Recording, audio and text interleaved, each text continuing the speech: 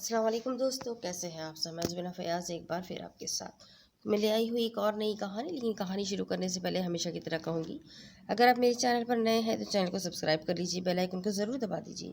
اور اگر آپ کو میری کہانیاں، میری سٹوریز پسند آتی ہے تو اپنے کانٹیکٹس میں شیئر کرنا بالکل بھی نہ بھولیں. تو یہ نئی کہانی جو ہے یہ بھی مجھ سے ریکویسٹ کی گئی ہے. یہ ریکویسٹ ہے امانیہ کی، اور اس سٹوری کا نام ہے دشت یارم تیرا. اس کی رائٹر ہے سمینہ سیال. تو میں شروع کرتی ہوں دشت یارم تیرا پارٹ 1.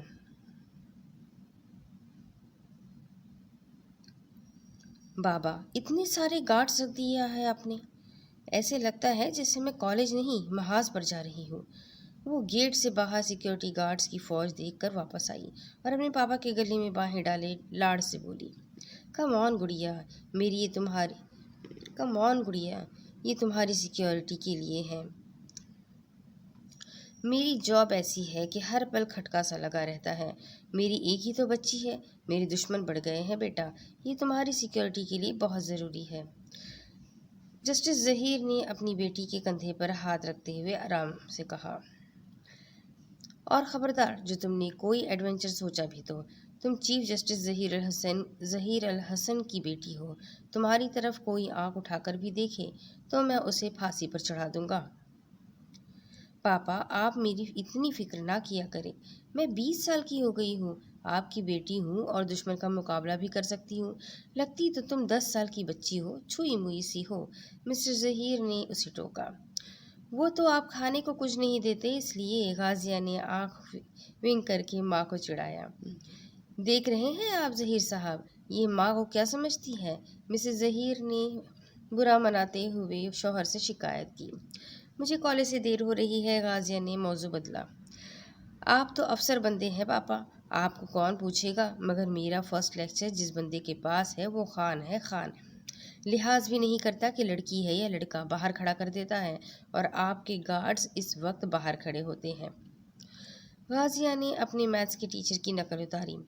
ویسے پاپا، آپ اسے اندر کیوں نہیں کروا دیتے. مجھے تو لگتا ہے یہ ایگزامینر کے ساتھ چیٹنگ میں ملوث ہے. بری بات ہے بیٹا، ایسے نہیں کہتے. غازیہ کی ماں نے ٹوکا. سوری ماما، جسٹ کڈنگ. غازی نے کانوں کو ہاتھ لگایا. اوکے ماما، اوکے پاپا، بائے، اللہ حافظ کہتی باہر چلی گئی. پاپا، آج میں سیکیورٹی نہیں لے کر جانا چاہتی. فرینڈز بہت مذاق کرتی ہیں میرا. غازیہ نے ایک بار پھر جسٹس ظہیر سے ریکویسٹ کی، مگر بے سود.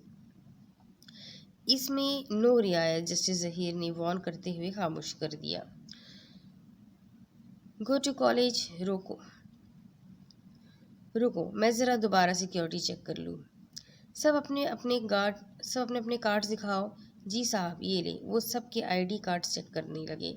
ان کو وارننگ دیتے اندر بڑھ گئے. میں غازیہ ظہیر الحسن تنہا ان 6 فٹ لمبے تڑنگے گارڈز کے ساتھ روز کیسے ایزی فیل کر سکتی ہوں. غازیہ گاڑی میں بیٹھتے ہی سوچنے لگی، ایسا تو کوئی میرے خوابوں کا شہزادہ بھی ڈر جائے گا. کیسے سمجھاؤں میں پاپا کو. آج یہ کلموہی رانیہ بھی نہیں آئی. اس نے پیچھے مڑ کر دیکھا. 3 باوردی پولیس اہلکار پیچھے موجود تھے اور 3 آگے. درمیان میں وہ کالے موٹے شیشوں میں بیٹھی اپنی قسمت کو کوس رہی تھی. ڈرائیور نے گاڑی سائڈ پر روکی. میڈم، سر نے کہا ہے کہ آپ سر باہر نکال کر نہیں بیٹھ سکتی. غازیہ نے تھوڑا شیشہ نیچے کیا اور سر باہر نکال کر دیکھنے لگی. تم گاڑی چلاؤ، میرے پر حکم نہیں چلاؤ. غازیہ کو غصہ آ گیا. دیکھیں، یہ سر کے آرڈر ہے، مجھے انہیں انفارم کرنا ہوگا. وہ جو باہر سر نکال کر چوئنگم کو کسی بیل کی جگالی کی طرح چباتی باہر کے نظارے کر رہی تھی، نئے حکم پر سر اندر کر کے بیٹھ گئی. ابصار عالم، آپ کو اپنے اصول توڑنے ہوں گے. 2 دن ہے ہمارے پاس. خرمزکی کیس کا فائنل فیصلہ ہے. شان نے ابصار عالم کے سامنے آخری بار حل رکھا اور انہیں ایک بار پھر وارن کیا.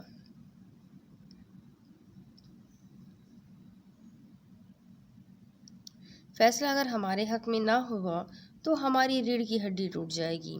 خرم کو کچھ نہیں ہوگا. یہ جسٹس ظہیر اسے پھانسی کے پھندے تک پہنچانے نہیں دوں گا. نہیں، میں یہ ہرگز نہیں ہونے دوں گا. ابصار عالم کو سوچ کر بولے. ٹھیک ہے، فیصلہ ڈن ہو گیا. ابصار نے ایک رضامندی کا آرڈر دیا.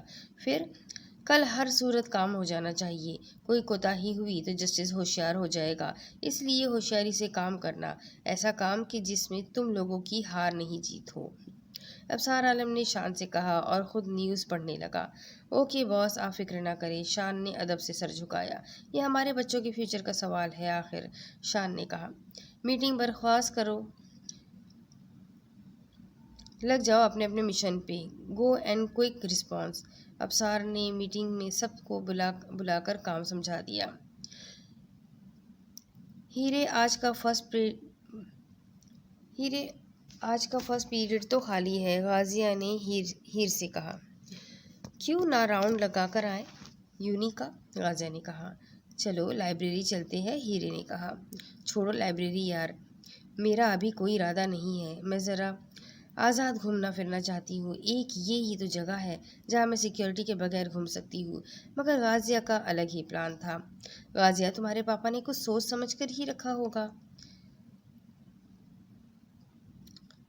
इन सब सिक्योरिटी को, हीरे ने देखकर समझाया उसे। बस मुझे नहीं पसंद तो नहीं पसंद, गाजिया ने हाथ खड़ा करके कहा। मुझे अजीब वहशत लगने लगती है इन सब चीज़ों से। ऐसे लगता है मैं किसी आम इंसान की बच्ची ही नहीं हूँ, किसी विलन की बेटी हूँ। इस सब से मुझे डर लगने लगता है। हीरे, मैं कहीं पागल ना हो जाऊँ। वो घूमते फिरते अपने दिल की बातें हीर से कर रही थी। अच्छा, ज़्यादा सर पे सवार मत कर दो, वरना खुश नहीं रह पाओगी। हीर ने भी इसके मौजू को बदला। आप दोनों में से गाजिया ज़हीर अल हसन कौन है? वो जो लॉन में बैठी खुशगप्पियों में मसरूफ़ थी। गनमैन उन्हें बुलाने आया था। आपसे कोई मिलने आया है और ये दिया है आपके लिए। गाजिया ने अपना नाम बताया तो सिक्योरिटी गार्ड ने उसे एक लिफाफा दिया। ये क्या है? गाजिया ने उलट पुलट कर देखा। आपके पापा ज़हीर अल हसन कुछ लोगों ने कातिलाना हमला किया है। लिफाफे में एक चिट थी। आप गेट पे आए, मगर पिछले दरवाजे से आप। और हाँ, ये रिंग दी है आपके पापा ने ताकि आपको कोई शक ना हो। क्या ये रिंग आपके पापा की ही है? इसे देख कर कहा था कि वो किसी अजनबी के साथ नहीं आ सकती, मगर मेरी ये रिंग देख कर ज़रूर आएगी। ये तो पापा की है। वो इसे हाथ में लेती भागते हुए गेट पे पहुंची थी। वहाँ एक ब्लैक करोला खड़ी थी। उसके साथ ही एक सूटेड बूटेड सा दरमियाने कद का लड़का ग्लासेस लगाए खड़ा था। गाजिया हीर ने उसे पुकारा था। अंकल ठीक तो है? मेरे पापा ठीक है जी, वो खतरे से बाहर है। आप देर न करें, जल्दी चलिए, आपका यहाँ खड़ा होना मुनासिब नहीं। वो उसके हुलिये से अंदाज़ा लगाती धोखा खा चुकी थी। आप चुपचाप करके बैठे, मुझे ज़्यादा बात करना पसंद नहीं। मैंने बात तो नहीं की भाई, मैंने तो बस पूछा है मेरे पापा किस हॉस्पिटल में है। ये लो टिशू, आँखों के साथ नाक भी साफ कर लो। छोटे बच्चों की तरह नौशी बह रही है तुम्हारी। क्या उसने जल्दी से टिश्यू पकड़कर नाक साफ की, जैसे वाकई उसकी नोज़ बह रही हो। ये तो बड़ा झूठा है। मेरे पापा का मामला ना होता तो मैं ऐसे इनका दिमाग खाती कि दिमाग चाट लेती। गाड़ी फराटे भरती शहर की हदूद से बाहर आ गई थी। गाज़िया ज़ही सोचते सोचते चौंकी थी। ये आप कहाँ लाए हैं मुझे? ये हॉस्पिटल तो नहीं है। मैं भी तुम्हारे बाप का ख़ास आदमी नहीं हूँ। वॉट? ये क्या है? अंदर चलो। मैं अंदर नहीं जाऊंगी। मुझे यही बताओ, जानते भी हो मैं कौन हूँ? अंदर आओ लड़की। वो गैराज में गाड़ी से निकल कर खड़ी हो गई थी। जब अफसार आलम लॉन में टहलता हुआ उसकी तरफ आया था। अफसार आलम ने उसे एक बार कहा था, मगर वो टस से मस ना हुई।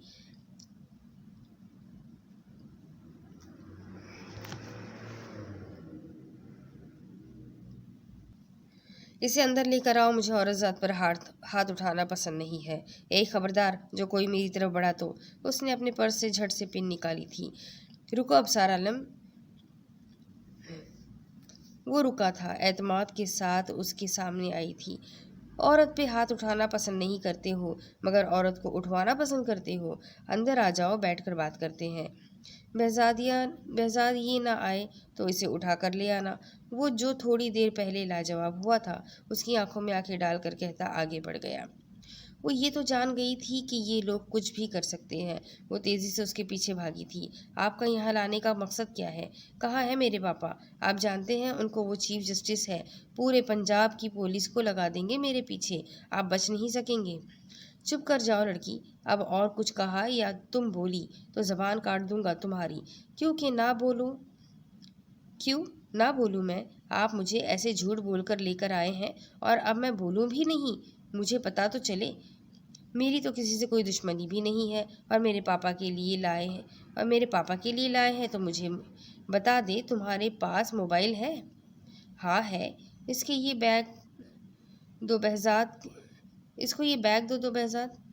کو۔ نہیں، اس نے بیگ پہ گرفت مضبوط کی تھی۔ دے دو لڑکی، ورنہ پھر انجام کی ذمہ دار تم خود ہوگی۔ نہیں، میں نہیں دوں گی، اس میں کچھ نہیں ہے۔ موبائل ہے تو بتا دیا ہے، اب آپ کو کیا کرنا ہے؟ بہزاد آگے بڑھا تھا، اس نے خود ہی بیگ پکڑا دیا تھا۔ کافی سمجھدار ہو، گڈ گرل۔ کھانا کھاؤ گی؟ اسے گیسٹ روم لے جاؤ تم دونوں اور کھانا کھلا دو۔ تم کھانا کھا کر آرام کرو، تمہیں یہاں کسی قسم کی کوئی تکلیف نہیں ہوگی، مگر اس کے لیے تمہیں میری ہر بات ماننی ہوگی۔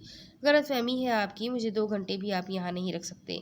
وہ اسی ضم میں بہزاد اور کلیم کے ساتھ اندر بڑھ گئی تھی۔ وہ ایک جنگل میں تھی اور اس جنگل میں ابصار عالم نے کئی تہہ خانے بنا رکھے تھے۔ اس میں اس نے ایک نئی دنیا بسا رکھی تھی۔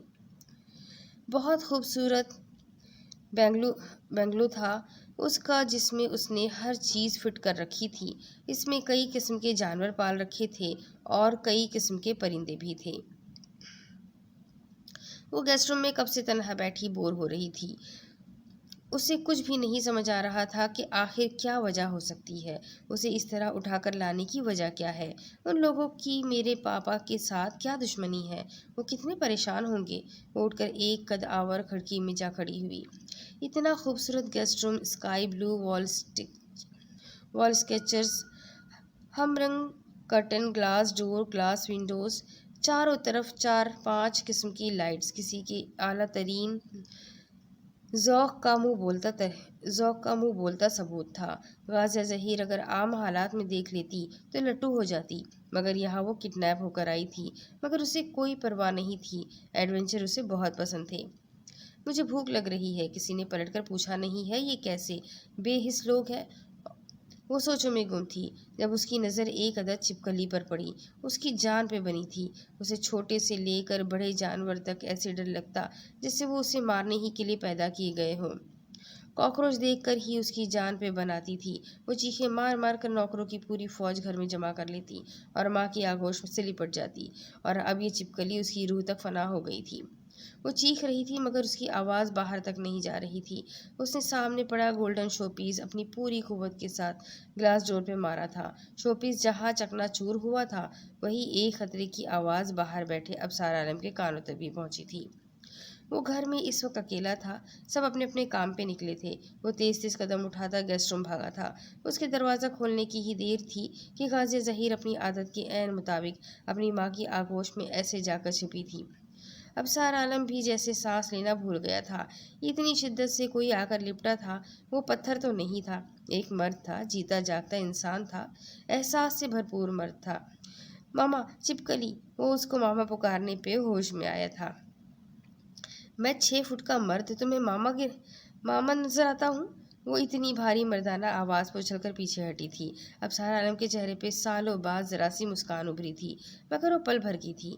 غازیہ ظہیر کے غصے میں بھری آواز اس کے کانوں میں پڑی تھی۔ جنگلی جانور، بے حس انسان، بھیڑیے، تمہیں شرم نہیں آتی؟ ایک کمزور عورت کے ساتھ یہ سب کرتے ہوئے، اسے کمرے میں بند کرتے ہوئے؟ تم مرد ہوتے تو مرد سے مقابلہ کرتے۔ میں نہیں مانتی تمہیں مرد، میرے ہاتھوں میں چوڑیاں ہوتی تو میں ابھی تمہیں پہناتی۔ شٹ اپ لڑکی، اب ایک لفظ اور مت نکالنا، چلو میرے ساتھ۔ وہ اس کی کلائی پکڑتا باہر نکل گیا، اسے گاڑی میں پٹکتا، خود گاڑی ڈرائیو کرتا، اپنی زندگی خود ہی خطرے میں ڈال گیا تھا۔ یہ میری چادر لے لو، اوپر ہم تھوڑی دیر میں شہر پہنچ جائیں گے۔ اتنی رات میں چادر جو کہاں ہے وہ ہی کرو۔ वहाँ से टैक्सी ले दूंगा, तुम्हें कोई कुछ नहीं कहेगा। और इतनी रात में आप मुझे अकेला छोड़ देंगे? अब चुप हो जाओ। वो गहरे और घने जंगल से गुजरकर पुल क्रॉस कर रहे थे जब उसे कॉल आई थी। हाँ, कहाँ हैं आप? मैं इस लड़की को उसके घर छोड़ने जा रहा हूँ। बाहर नाके लगे हुए हैं हर एक रोड पर। आपको उसे भेजना ही था तो मुझे कह देते। आपको इस तरह अकेले नहीं निकलना चाहिए था। बस हमारा काम हो गया है। शान, मैं ये पुल क्रॉस करके इसे कोई टैक्सी करवा दूंगा, वो चली जाएगी। मैं नहीं जाऊंगी अकेली। मुझे जिस तरह आप लेकर गए थे छोड़ भी आएंगे। वो पुल से उतर आए थे, मगर अचानक गोलियों की आवाज़ों ने उसकी गाड़ी को निशाने पे रख लिया था। भाऊ, ये आवाज़ कैसी है? पता नहीं। फ़ोन मत बंद करना। हम सब वहाँ पहुँच रहे हैं। नीचे लेट जाओ लड़की, चीखो मत, खामोश हो जाओ। गाज़िया ज़हीर की चीखें आसमान को छू रही थी जब एक नकाबपोश ने गाड़ी का ग्लास तोड़ दिया था। अबसार आलम इसी इंतज़ार में था। शायद उसने आप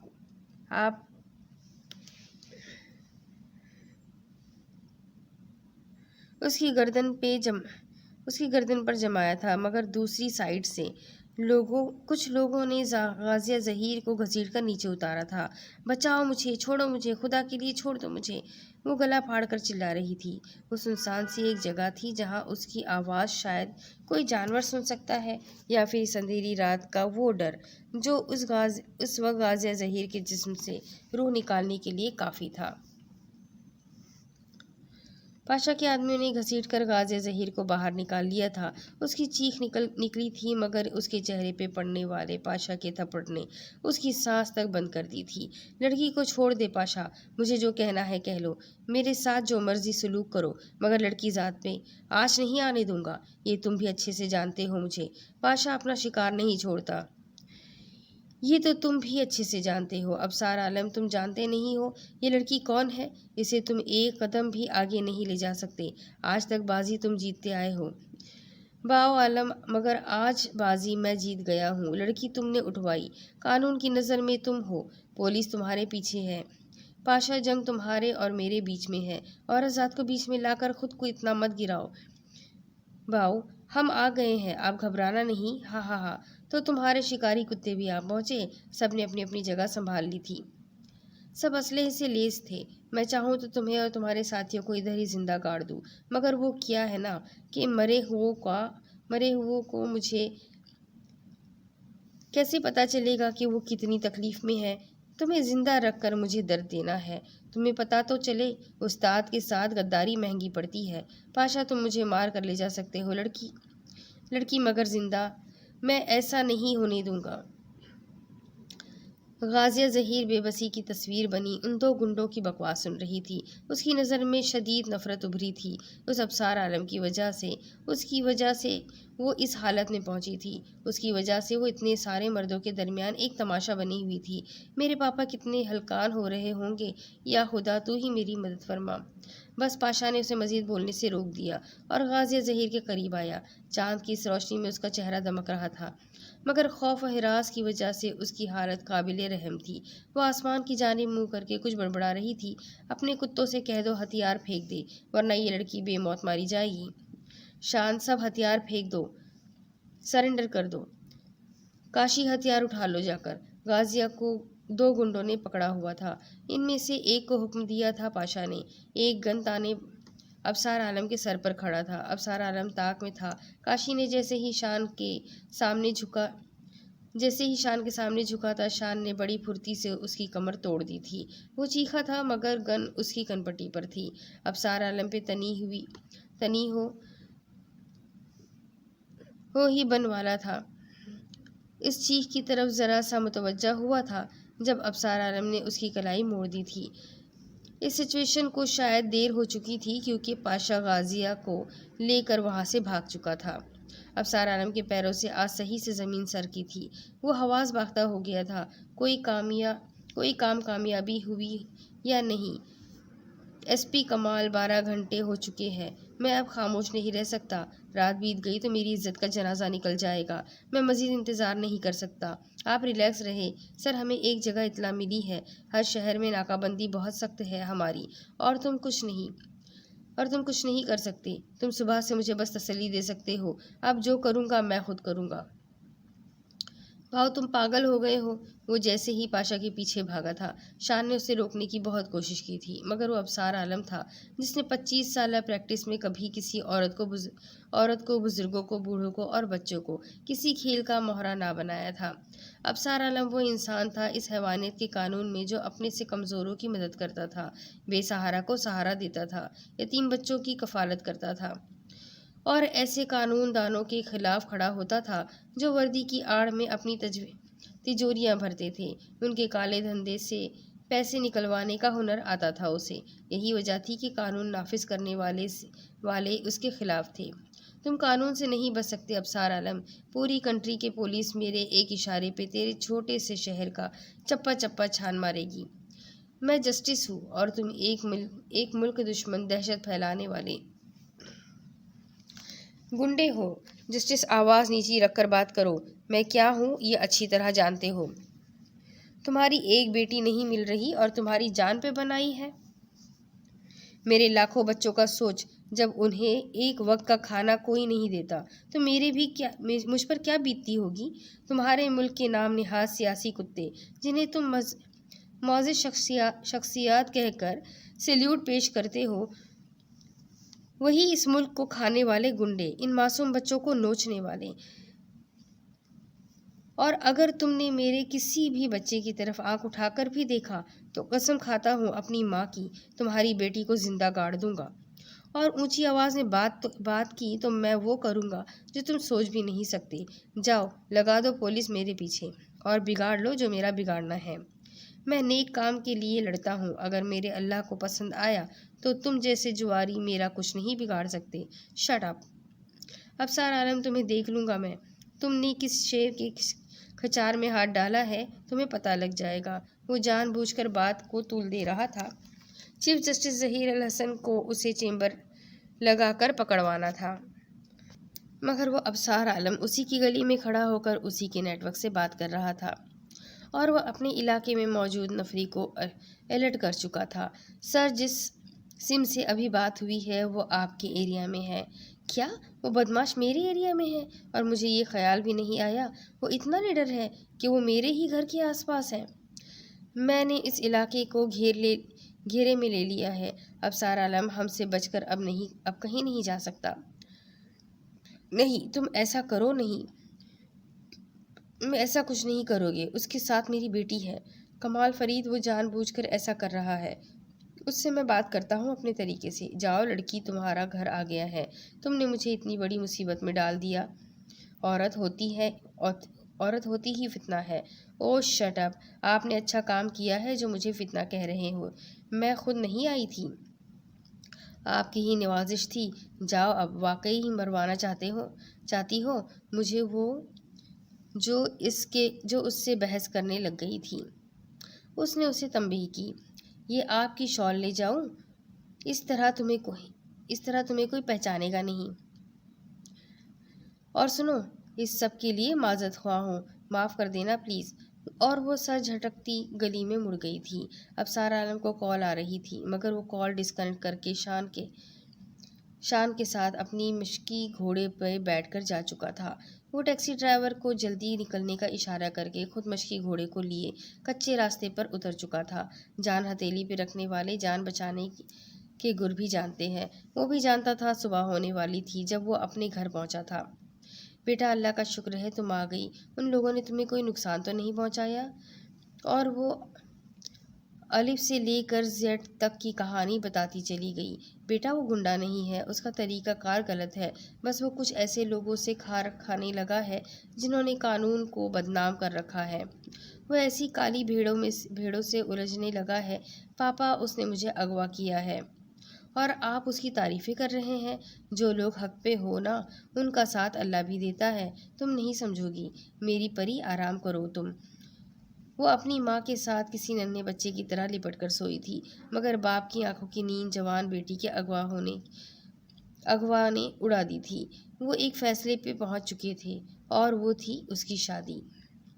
2 دن بعد۔ ساری تیاریاں مکمل ہو گئی ہیں نا؟ कहीं कोई कमी बेशी तो नहीं है? नहीं बॉस, कोई कमी नहीं है, आप बेफिक्र रहे। बॉस ज़ीशान अंदर दाखिल हुआ। मीडिया वाले आए हैं, वो आपका इंटरव्यू था आज और इस इवेंट की भी वीडियो शूट करने का कह रहे हैं। उनको लाइव शो में भी आपको शूट करना है, लेकिन तुम्हें पता है शान, मुझे दिखावा पसंद नहीं है। तुम मना कर दो। नहीं अबसार, ये प्रोग्राम उनको करने दो। लोगों को पता चले हम गुंडे मवाली चोर उचक्के नहीं हैं। कैमरे सेट करो जल्दी। तुम ज़की ने एंकर्स को अंदर बुलाया था। जल्दी ख़त्म करना वरन वक्त का ज़िया नहीं होना चाहिए। वो आस्तीन फोल्ड करता सोफ़े के बैक पे सर टिकाता हुआ बोला, आप कुछ बताएं हमें, इस फील्ड में आने की कोई ख़ास वजह? बस इंसानियत ही सबसे बड़ी वजह है। सुना है आप लोगों से ज़बरदस्ती करते हैं, उनसे पैसे निकलवाने के लिए मारपीट भी करते हैं। आप मुझसे पर्सनल सवाल नहीं पूछ सकती? बस फरवा हयात, ऐसा कुछ नहीं है। मिस फरवा हयात, ऐसा कुछ नहीं है। मैं यहाँ आप सबके सामने हूँ, वरना किसी जंगल में छुप कर बैठा होता। मेरा इदारा अबसार किड्स हाउस किसी की भीख का मोहताज नहीं है। उन्हें खिलाने पिलाने वाला अल्लाह है।